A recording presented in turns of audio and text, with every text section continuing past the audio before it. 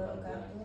Kami dari kelompok 9 mahasiswa Universitas Muhammadiyah Profesor Dr. Hamka, program studi pendidikan guru sekolah dasar semester 6 dengan mata kuliah manajemen berbasis sekolah, ingin mewawancarai Ibu Kepala Sekolah terkait apa aja yang ada manajemennya itu di sekolah ini, begitu Ibu. Sebelumnya Ibu boleh memperkenalkan diri dulu, Ibu. Ya, terima kasih. Sebelumnya Assalamualaikum warahmatullahi wabarakatuh. Waalaikumsalam warahmatullahi wabarakatuh. Nama saya Mintari, guru SDN Duren Sawit 08. Saya bertugas di SDN Duren Sawit 08 sejak tahun 2022.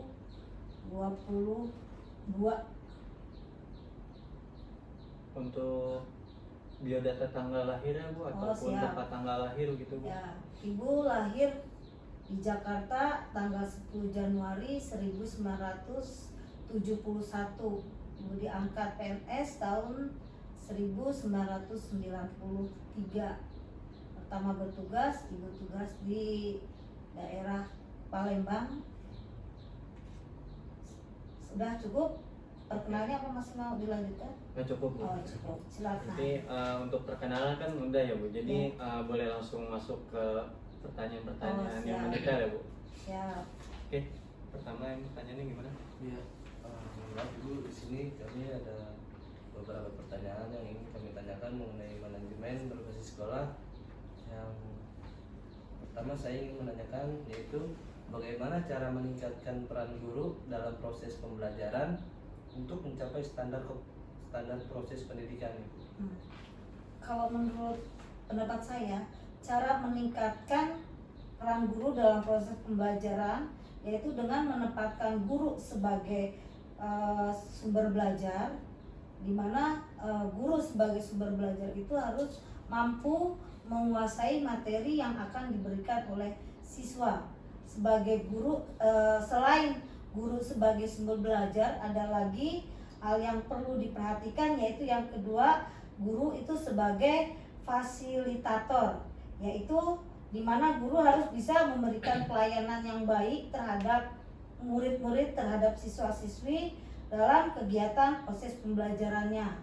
Yang ketiga, selain tadi guru sebagai sumber belajar, sebagai sumber fasilitator, dan guru juga sebagai sumber pengelola. Di mana di sini guru sebagai pengelola, guru harus bisa menyiapkan semua alat atau pembelajaran yang dibutuhkan agar materi apa yang kita ajarkan dapat diterima oleh siswa dengan baik. Selain itu, yang keempat yaitu guru sebagai pembimbing, di mana guru ini harus bisa mengarahkan siswa-siswi kepada hal-hal yang baik. Apabila dalam pembelajaran ada yang kurang, siswa ini dibutuhkan, misalnya siswa ini kurang dalam satu mata pelajaran, kurang menguasai mata pelajaran, atau misalnya siswa sedang ada masalah di rumah, guru ini bisa membimbing siswa ke arah yang lebih baik. Yang kelima, guru juga harus sebagai motivator. Artinya di sini guru harus bisa memberikan motivasi kepada siswa untuk agar siswa itu bisa semangat dalam belajar, sehingga siswa dapat mencapai mutu pendidikan atau siswa dapat mencapai pembelajaran yang maksimal. Seperti itu. Berarti ada 5 poin Bu ya, dalam cara untuk meningkatkan peran guru. Iya. Itu salah satunya kan ada tadi yang namanya kayak sumber belajar, ada pengelola, ada fasilitator, motivator, bimbingan, dan yang lainnya Bu ya. Jadi berarti guru tuh menjadi kayak mempunyai peran penting ya Bu ya dalam sekolah itu. Sangat penting, guru sangat penting perannya untuk meningkatkan dalam proses pembelajaran agar mencapai standar proses yang dibutuhkan oleh pendidikan. Terima kasih Bu. Baik Ibu, selanjutnya pertanyaan selanjutnya itu mengapa sih standar kompetisi lulusan hal yang penting dalam suatu kurikulum? Oh iya, standar kompetensi kelulusan itu memang sangat penting di dalam kurikulum. Kenapa? Karena standar kompetensi kelulusan atau biasa yang kita singkat dengan SKL itu merupakan suatu pedoman atau batas kelulusan yang dicapai, yang dibutuhkan oleh bagi peserta didik di mana di sekolah itu berada. Jadi itu merupakan suatu pedoman. Misalnya standarnya berapa yang diperlukan di satu sekolah. Misalnya di SDN Durensawit 08, berapa standar yang kita butuhkan.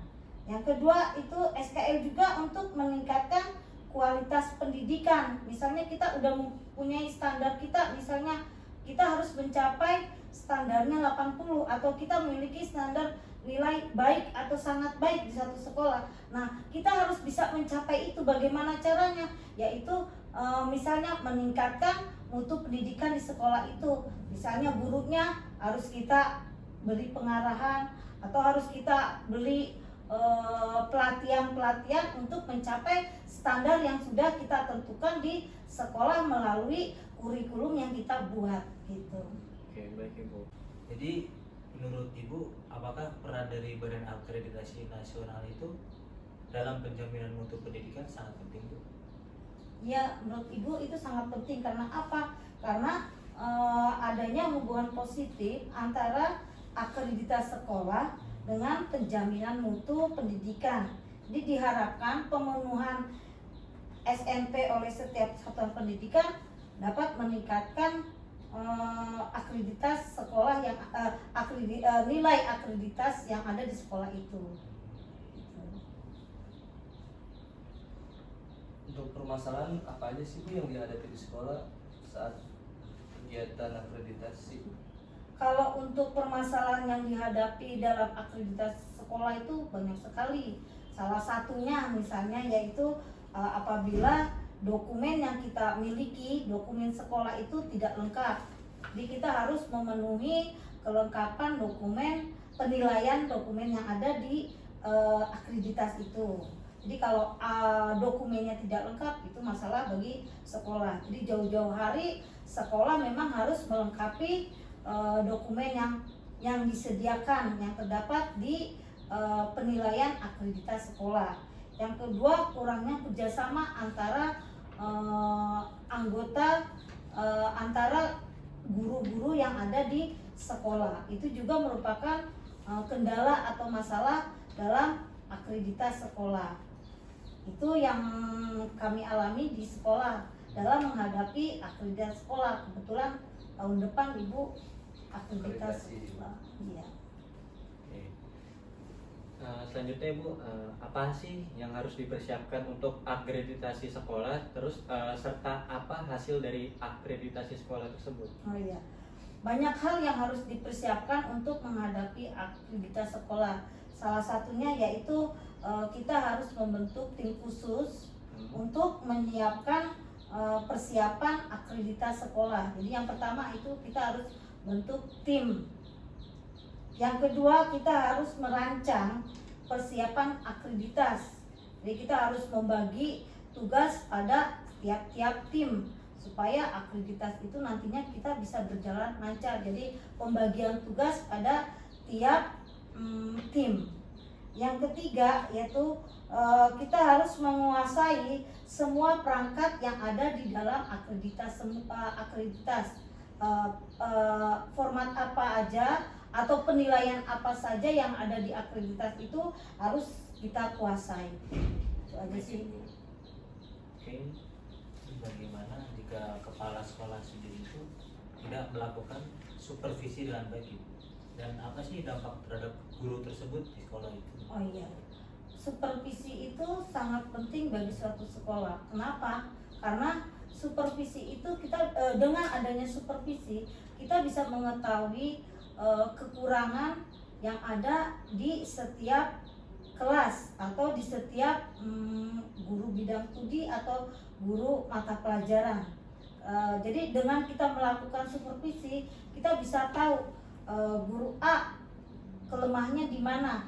Kalau kita sudah mengetahui kelemahan guru A, kita bisa menyampaikan kepada guru itu untuk memperbaiki yang nantinya akan dapat kalau guru sudah mengetahui kekurangannya di mana, insya Allah dia dapat memperbaikinya.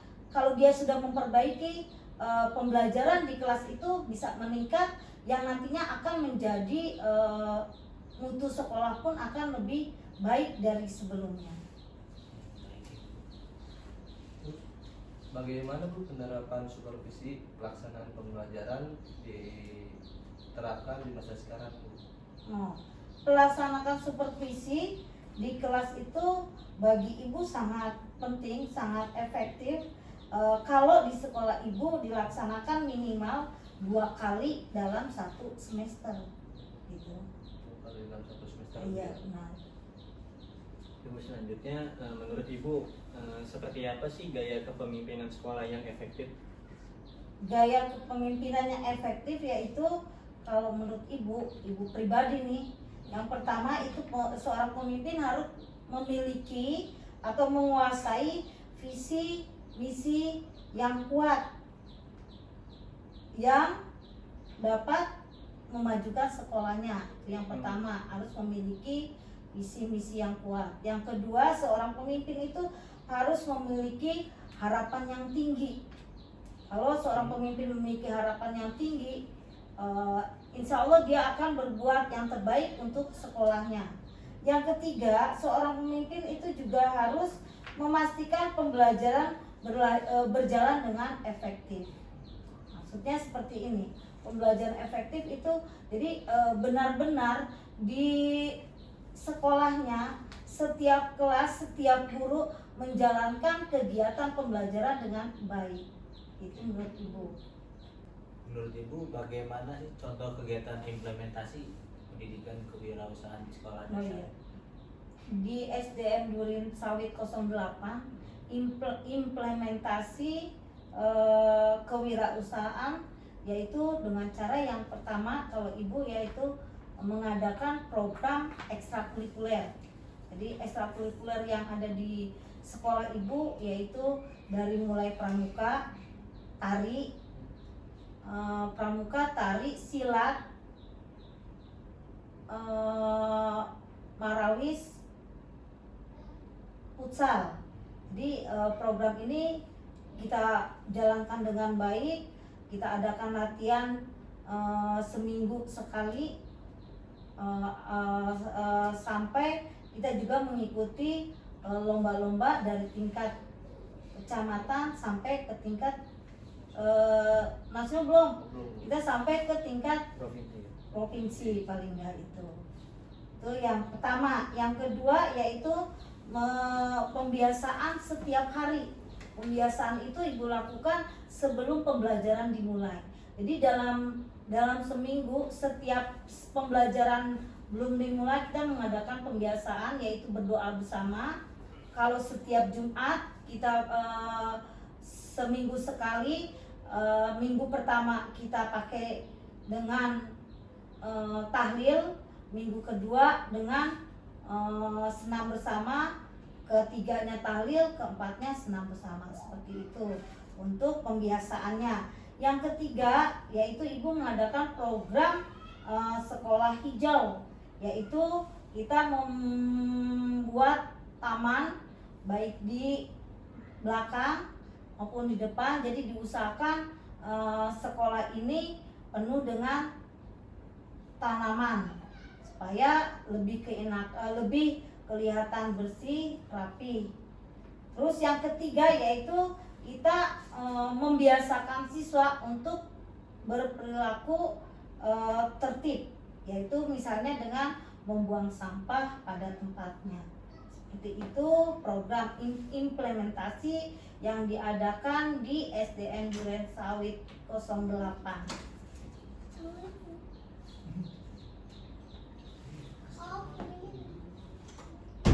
Untuk selanjutnya saya ingin menanyakan mengenai keuangan, yaitu mengapa penting bagi sekolah untuk menjaga transparansi dan akuntabilitas dalam pengelolaan keuangan? Ya, menjaga transparansi dan akuntabilitas dalam pengelolaan keuangan adalah hal yang sangat penting. Karena apa? Karena kita berada di lingkungan di mana di sini kita berhadapan dengan orang tua murid, kita berhadapan dengan masyarakat, yang mana orang tua murid dan masyarakat itu tahu bahwa kita mendapat dana dari pemerintah, dan mereka akan bertanya-tanya bagaimana penggunaan dana itu di sekolah kita. Maka kita harus butuh yang namanya transparansi penggunaan pengelolaan keuangan. Jadi setiap pemakaian keuangan kita laporkan kepada pemerintah, yaitu melalui laporan triwulan, yaitu setiap dana cair. Kalau kita kan dapatnya BOS dan BOP ya, jadi kita melakukan seketika kita sudah mencairkan dana itu, kita sudah menggunakannya dengan baik, maka kita membuat pelaporannya berupa SPJ, yaitu ke dinas terkait. Bagaimana dengan masyarakat, kita juga membuat laporan dalam bentuk lembaran yang bisa dilihat di lembaran atau papan yang bisa dilihat oleh masyarakat umum. Jadi bahwa kita sudah menggunakan dana pemerintah itu dengan benar sesuai dengan ketentuan yang berlaku, seperti itu. Berarti transparansi keuangan di sekolah itu sangat penting ya, karena merupakan kepercayaan masyarakat kepada kita bahwa kita sudah menggunakan dana yang sudah dana itu dengan baik dan terpercaya dengan kita membuat laporan-laporan seperti itu.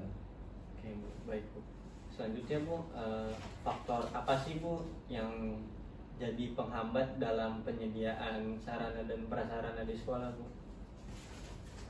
Yang menghambat yaitu yang pertama, prasarana itu yang pertama adalah faktor yang menghambat, salah satunya terbatasnya anggaran di sekolah. Kita mau seperti misalnya contoh, sekolah kita ini kan sangat luas ya Pak.